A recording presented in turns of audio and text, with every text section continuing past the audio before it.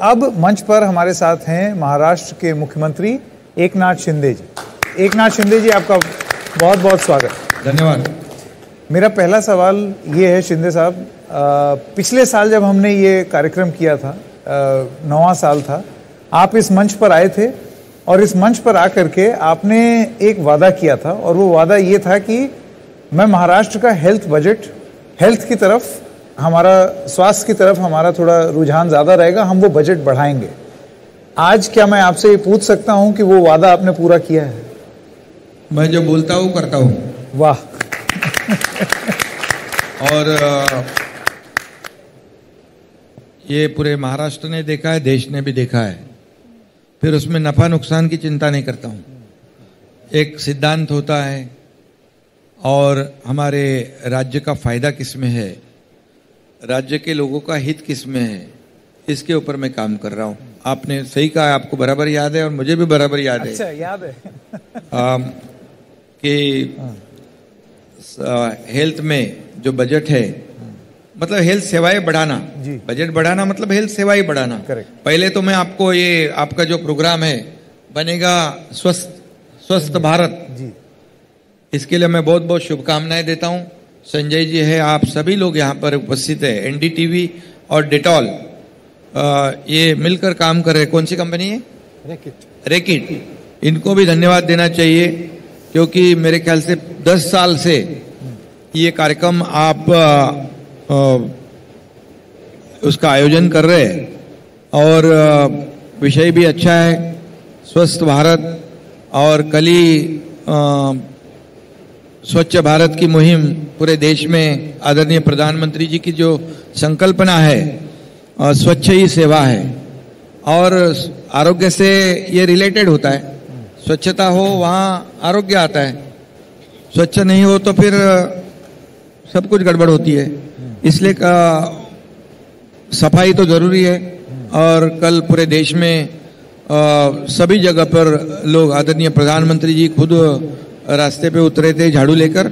हम सब लोग, सभी राज्य के लोग, सभी मुख्यमंत्री, मैं खुद भी था और हमारे सब लोग लगभग 72,000 जगह पर ये स्वच्छता मुहिम कल महाराष्ट्र में आयोजित की हुई थी।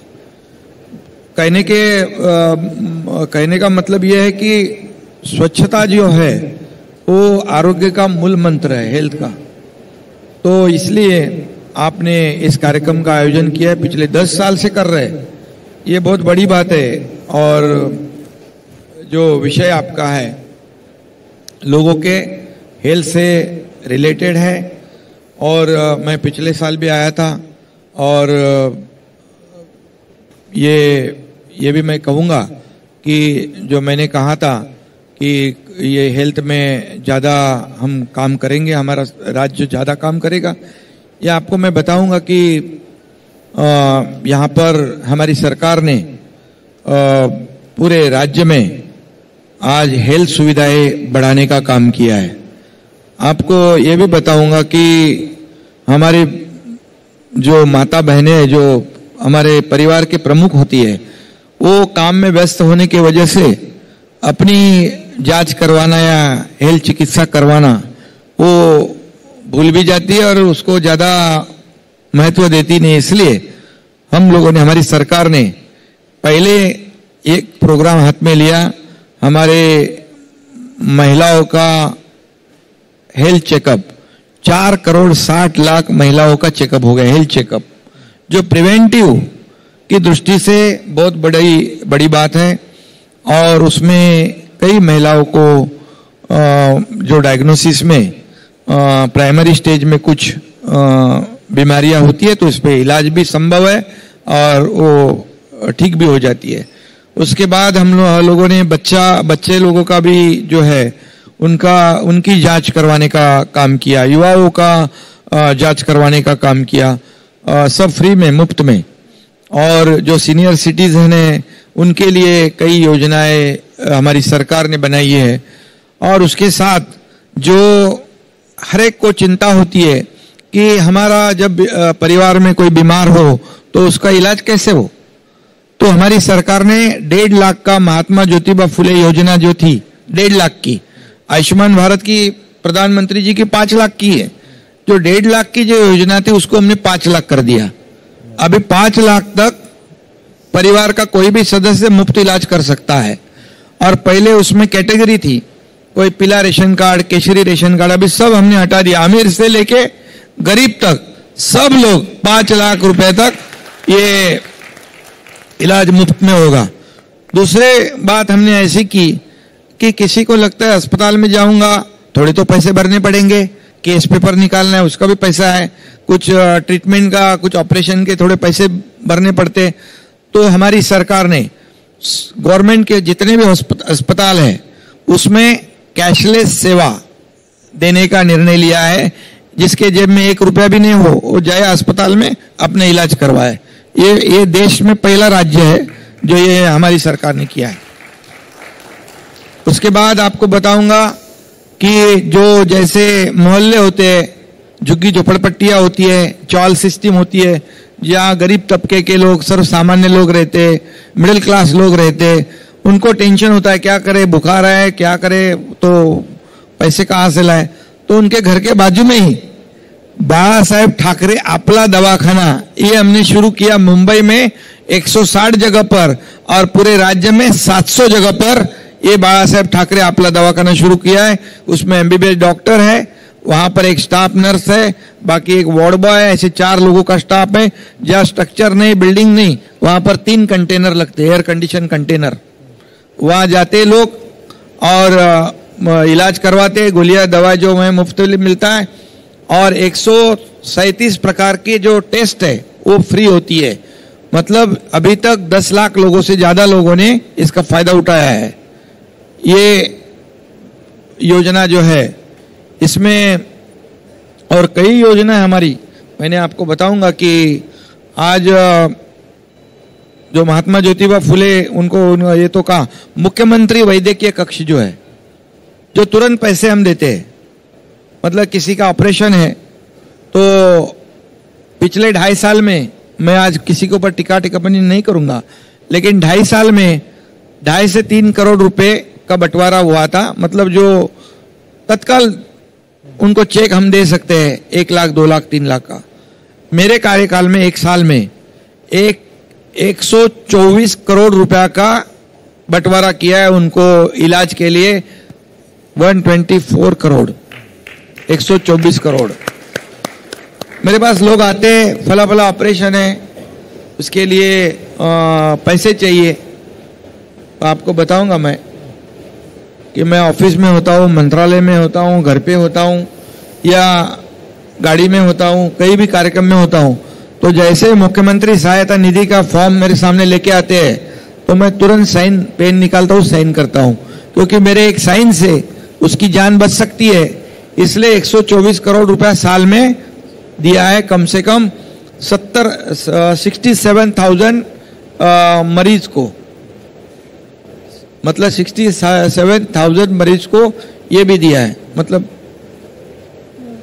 तो ये जो है मरीजों के लिए हम लोग कर रहे हैं। दूसरी बात है, यहाँ पर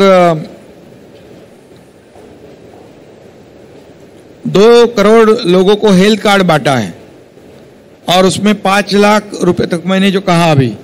और इसमें जो हमारा वैद्यकीय कक्ष है बाला साहेब ठाकरे जी के नाम का, उसमें भी देखो पूरे राज्य में जहां भी कितने कैंप लगते हैं, मेडिकल कैंप लगते हैं, वहां मुफ्त में दवाई होती है। कई डॉक्टर जो है वो डॉक्टर वहां अपना समय देते हैं। ये शहर राज्य में 250 से ज़्यादा जो एम्बुलेंस है, एम्बुलेंस की बहुत ज़रूरत होती है तुरंत। अपना सरकार की तो 108 है, लेकिन 250 एम्बुलेंस भी दूर दराज के गाँवों में लोगों को उसका जिसका फायदा हो, इसके लिए उसका भी डिस्ट्रीब्यूशन किया है। ऐसे कई निर्णय जो कुपोषित एरिया जो है, जैसे वहाँ पर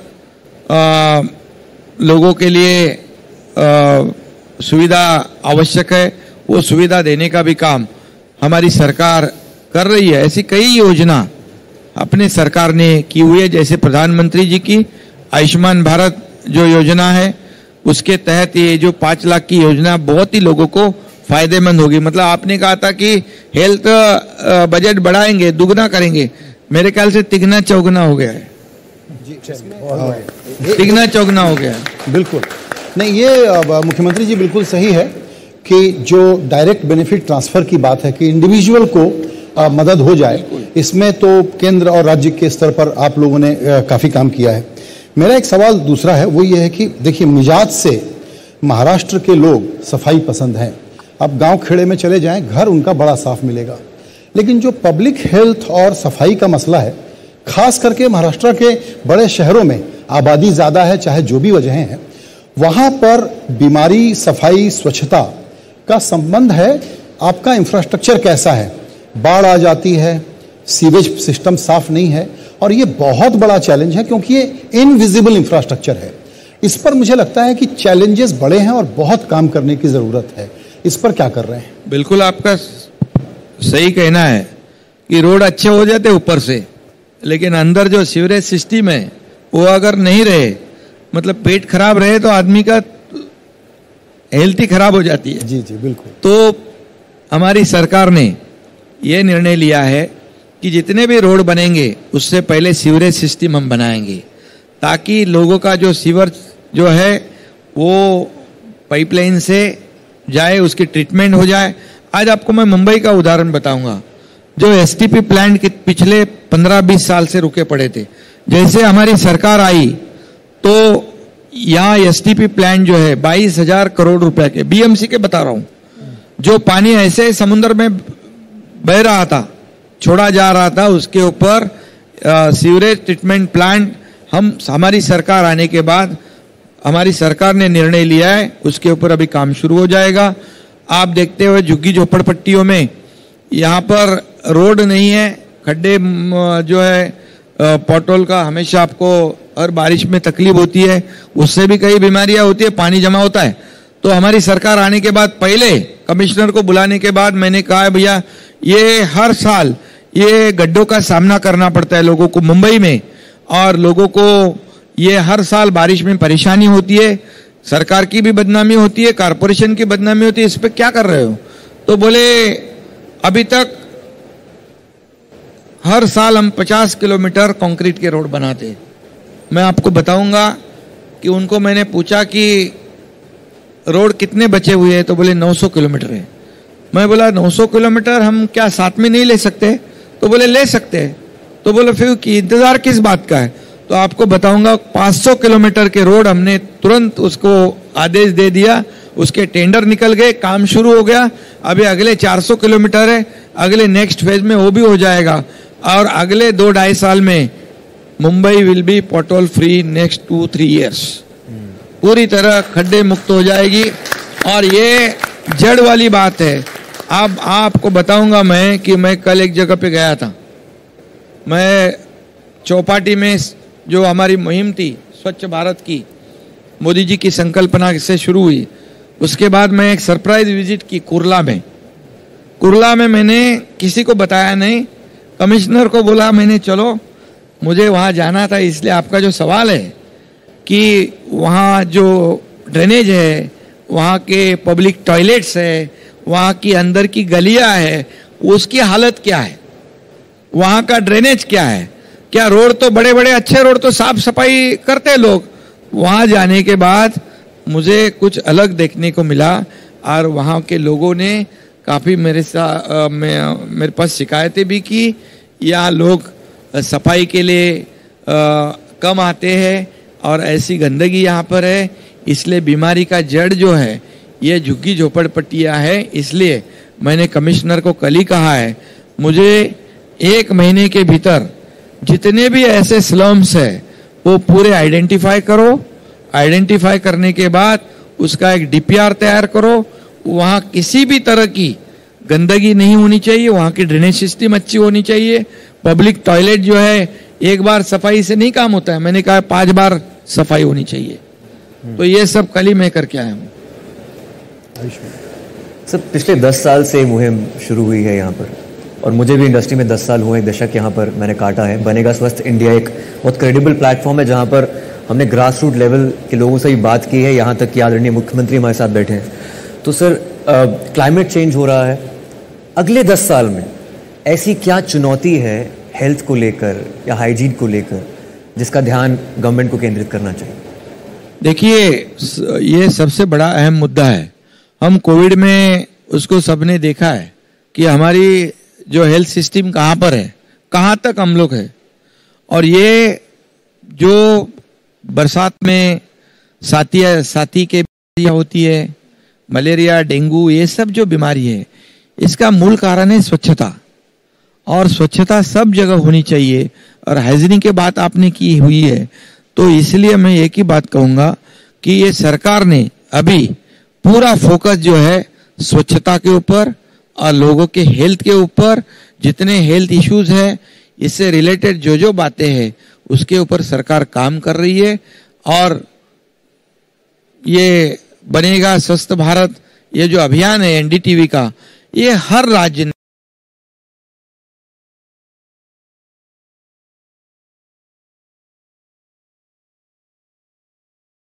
किया है और हेल्थ के ऊपर बहुत हम काम कर रहे हैं और इसका नतीजा आगे अब हमें देखने को मिलेगा।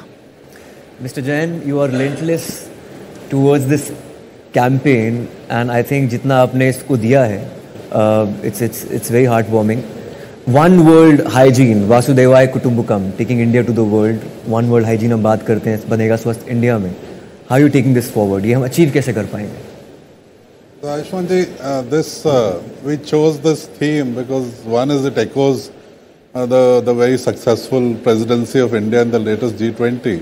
The theme was Vasudev Kutumbakam, which means the world is one.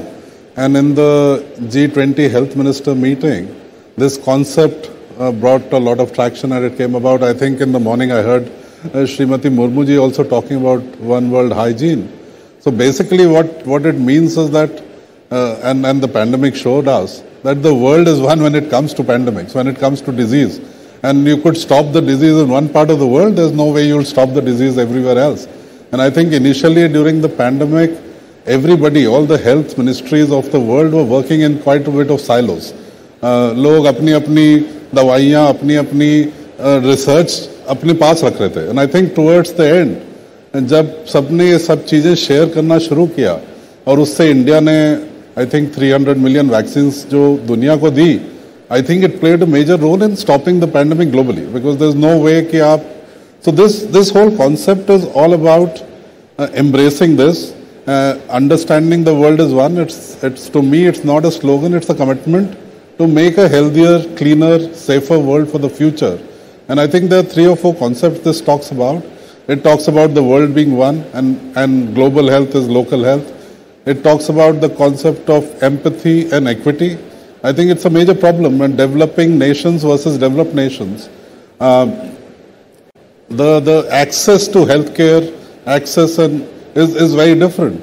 And this whole concept talks about bringing that equity across the world. It talks about prevention is better than cure. I think somebody in the panel was talking about it. हम लोग इसकी बात करते हैं, हम करते नहीं हैं. हम सब सुनते हैं कि prevention है, but हम कुछ करते नहीं हैं. And I think there is enough studies and research to show कि अगर आपने prevent कर लिया, the amount of burden you can stop on the healthcare services जो मुख्यमंत्री जी कह रहे थे, और सारी गवर्नमेंट्स को जो फायदा हो सकता है, और millions of rupees will be saved and can be focused on the bigger problems if we do this. And then it talks about environment sustainability and how do you inculcate more sustainable practices to create a healthier, safer world. So हमारी मुहिम वही है. हमारी मुहिम है proactive and practice hygiene. हमारी मुहिम है work as change agents. हमारी मुहिम है support global initiatives. ये सब चीजें चलती रहेंगी और हम उसको और कितनी जोर से इस कॉन्सेप्ट को एम्ब्रेस करें जो कि अब सब गवर्नमेंट्स एम्ब्रेस कर रही हैं. That is our small way of saying कि हमें इस चीज में जाके और तेजी से ग्लोबली काम करना चाहिए. So that's basically it. बहुत ये हाँ, जो बात सही है. जैसे पहले हमारे प्रधानमंत्री जी ने मेरे ख्याल से 8 साल पहले ये स्वच्छ भारत अभियान की शुरुआत की. 15 लाल किले से उन्होंने अनाउंस किया और 2 अक्टूबर से काम शुरू किया, खुद झाड़ू हाथ में लिया, तभी कई लोगों ने कहा कि ये सिर्फ दिखावा है। लेकिन जब लाखों लोग उस मुहिम में शामिल हो गए और हर एक बच्चा उसमें शामिल हो गया, और तभी जाके हम कल का जो कार्यक्रम भी किया है, तो इसका नतीजा जो है ये 8-10 साल लगे। इसलिए आपका कहना बराबर है कि हम जो सोचते बोलते करते नहीं, उसको करना जरूरी है और हर एक की इन्वॉल्वमेंट उसमें होनी जरूरी है।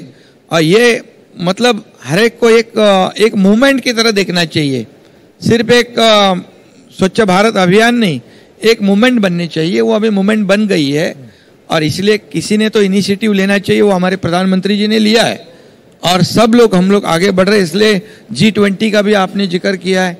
G20 के माध्यम से भी हमारे देश को पूरे दुनिया में हमारे देश का नाम रोशन करने का काम हुआ है। मैं ये मुंबई में भी ये बताऊंगा कि G20 का समिट था, महाराष्ट्र में समिट था, तो और दिल्ली में भी उस कार्यक्रम में मैं जब G20 की काउंसिल थी वहाँ मैं मौजूद था। हमें हर एक देशवासियों को गौरव है, एक गर्व है, अभिमान है कि वहाँ पर पूरे दुनिया के देश, America, Britain, France, Germany, Europe, सब लोग वहाँ पर, उसके प्रमुख लोग हमारे दिल्ली में इस G20 के काउंसिल में आदरणीय प्रधानमंत्री जी ने एक जगह पर लाने का जो काम किया है और हमारे देश को जो G20 की प्रेसिडेंटशिप मिली है, वो भी हमारे लिए गौरव की बात है, क्योंकि हमें हमारे देश को दुनिया के सामने एक एक्सपोजर का हमें मौका मिला है। और इसीलिए ये बात शुरुआत होती है स्वच्छता से ही, आगे बढ़कर हाइजीनिक की बात है। ये सभी जो बात है, ये डिटॉल तो आपका तो हर जगह लगता है सफाई के लिए, वो किसी भी तरह की तकलीफ में, बीमारी में जरूरत पड़ती है, वैसी हर क्षेत्र की सफाई जो है आवश्यक है। राजनीति में भी वो सफाई आवश्यक है। और जो 1 साल पहले हमने उसकी शुरुआत की, कई लोगों को गोलियां मतलब दवाई की गोलियां, कई लोगों के इंजेक्शन की आवश्यकता थी, कई लोग बीमार थे, फटाफट खड़े हो गए, घूमने लगे सब जगह पे। तो राजनीतिक बात मैं नहीं करना चाहता हूं, लेकिन NDTV जो पिछले 10 साल से इस प्रोग्राम को ऑर्गेनाइज कर रही है, ये अपने आप में बहुत बड़ी बात है। इतना ही मैं कहूँगा। बहुत बहुत धन्यवाद। महाराष्ट्र के मुख्यमंत्री एकनाथ शिंदे जी, हमारे इस मंच पर आने के लिए आपका बहुत और मैं हमेशा आपके साथ हूँ जी। जब भी कुछ आपको सजेशन हो, जो भी राज्य के जनता के हित के लिए कुछ करना हो, तो हम तो कर ही रहे, लेकिन आप भी कुछ सजेस्ट करोगे तो बिल्कुल उसे भी अमल हम करेंगे, क्योंकि आपका जो ये प्रोग्राम जो है हेल्थ का इशू लेकर पिछले 10 साल से होता है। कई कॉन्क्लेव होते हैं, कई एग्जीबिशन होते हैं, उसमें बड़े बड़े इंफ्रास्ट्रक्चर के इशू होते हैं, अलग अलग विषय को लेकर कॉन्क्लेव भी हो जाते हैं, एग्जीबिशन हो जाते हैं। लेकिन ये जो NDTV ने और डेटॉल, इन्होंने जो पिछले 10 साल से एक ही इशू को पकड़ के रखा है कि लोगों के हित का, लोगों के हेल्थ का, इसलिए मैं राज्य के मुख्यमंत्री होने के नाते आपको धन्यवाद देना चाहता हूं और आपका अभिनंदन करना चाहता हूं। थैंक यू, बहुत बहुत धन्यवाद।